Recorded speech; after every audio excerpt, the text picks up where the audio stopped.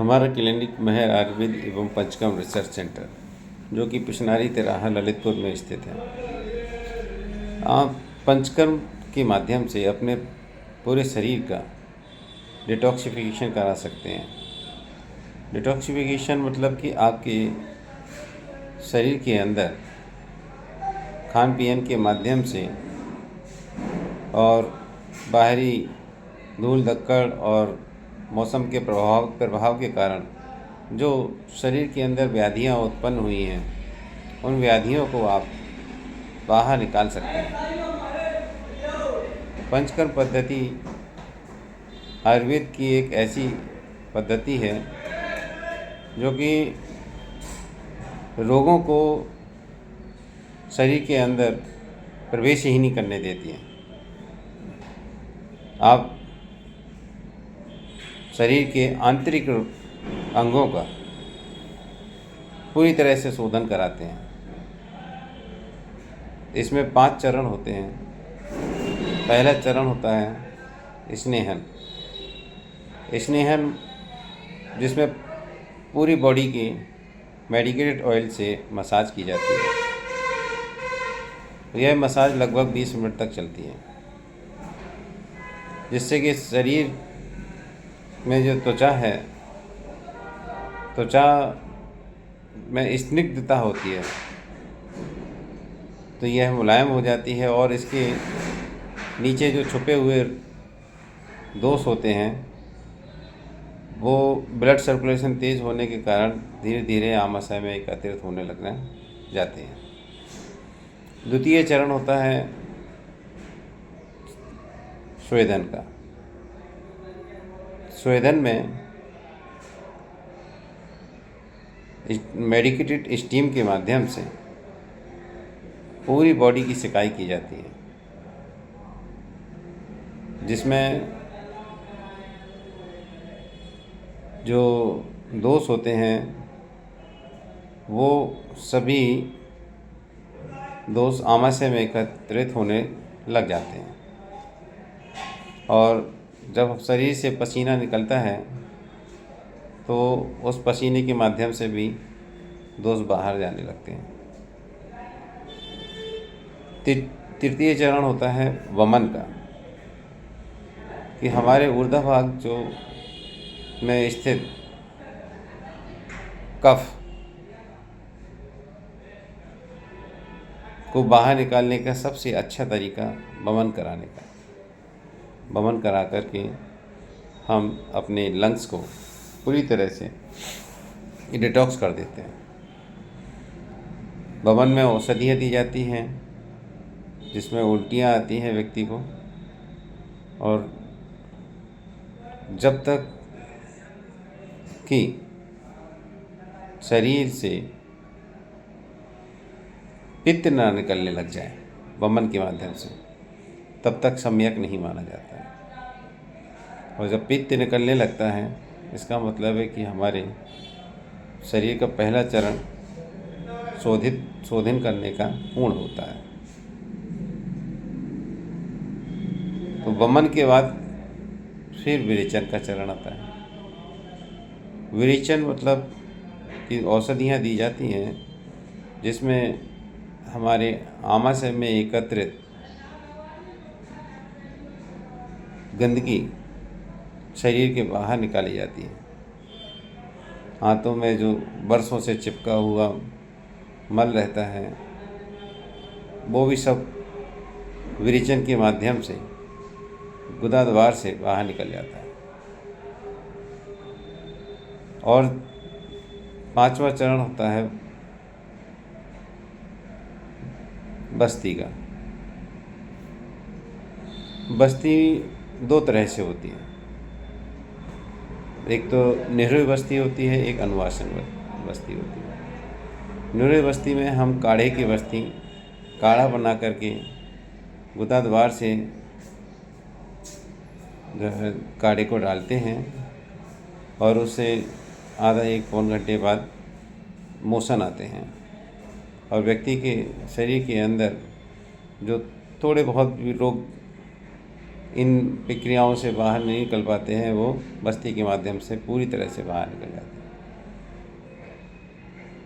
फिर अन्नवासन बस्ती, जिसमें हम मेडिकेटेड ऑयल गुदा द्वार के माध्यम से अंदर डालते हैं और यह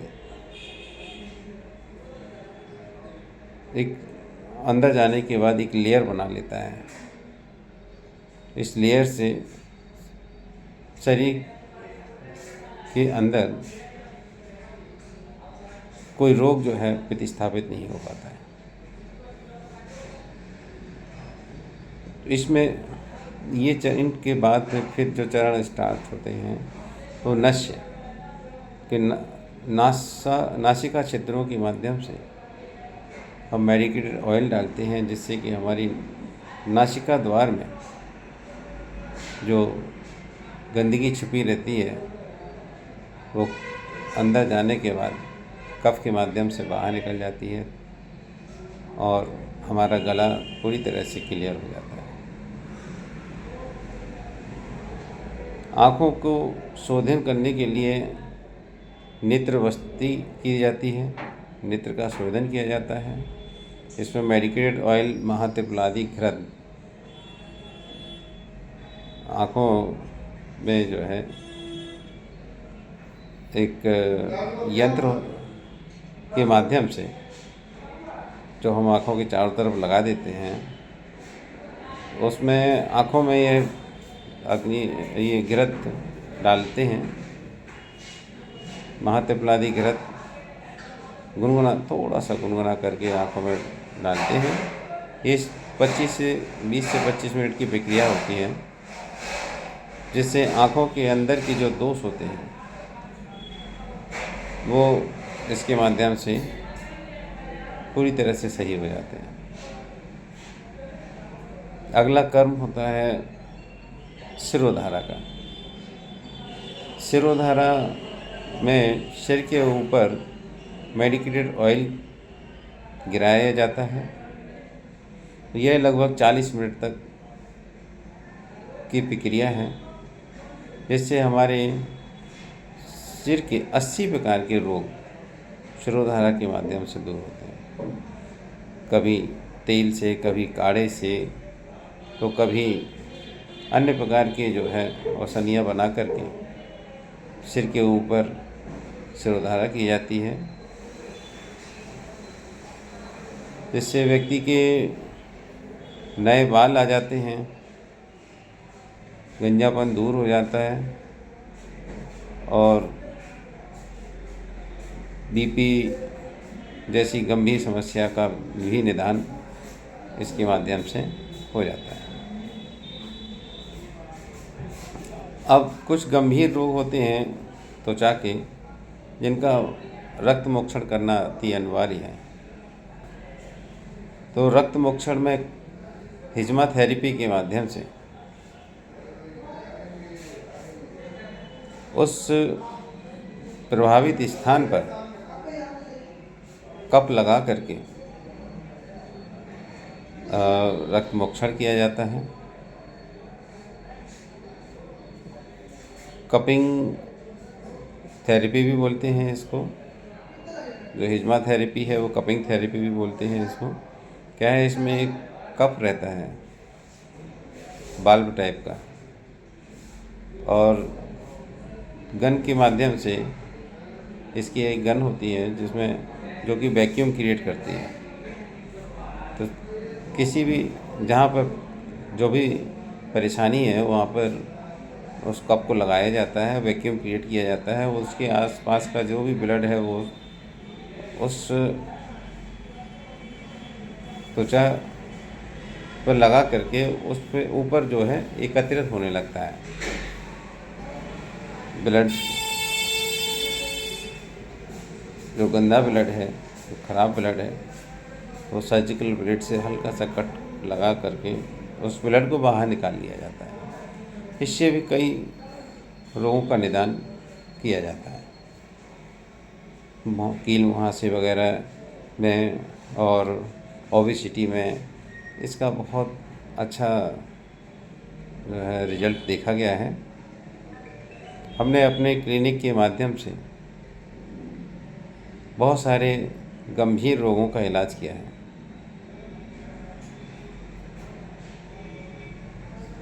और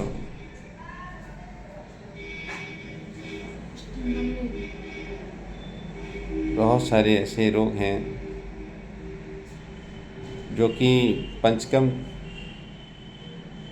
के माध्यम से, जैसे कैंसर जैसा आजकल बहुत ही खतरनाक रोग भारत के अंदर देखा जा रहा है।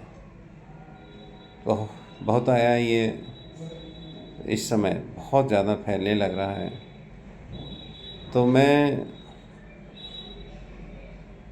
सभी लोगों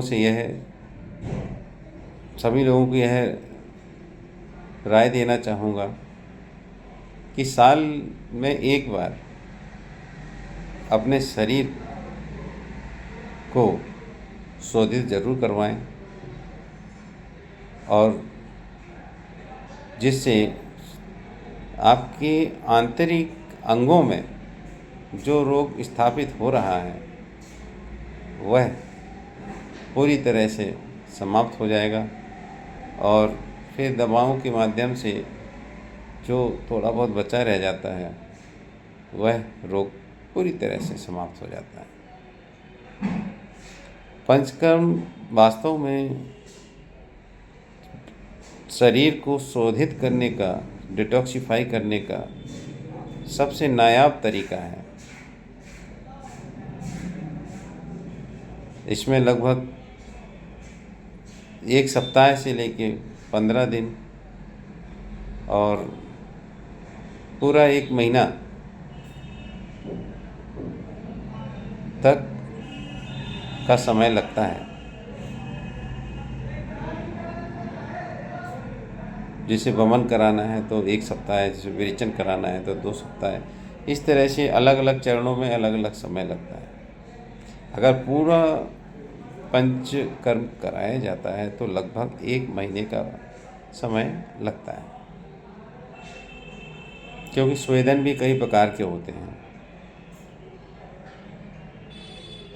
षष्टिक, शालिक स्वेदन हो गया और उसमें बस्तियां भी कई तरह की होती है। मात्रा बस्ती हो गया, लेखन बस्ती हो गया और भी कई बस्ती।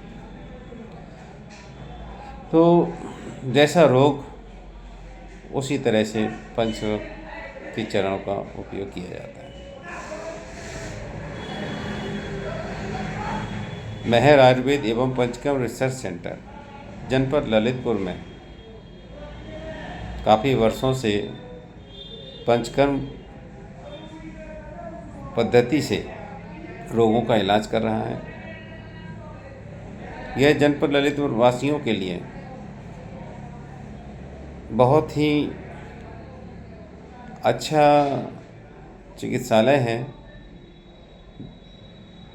जिसमें व्यक्ति के रोगों का निदान आयुर्वेद पद्धति से किया जाता है।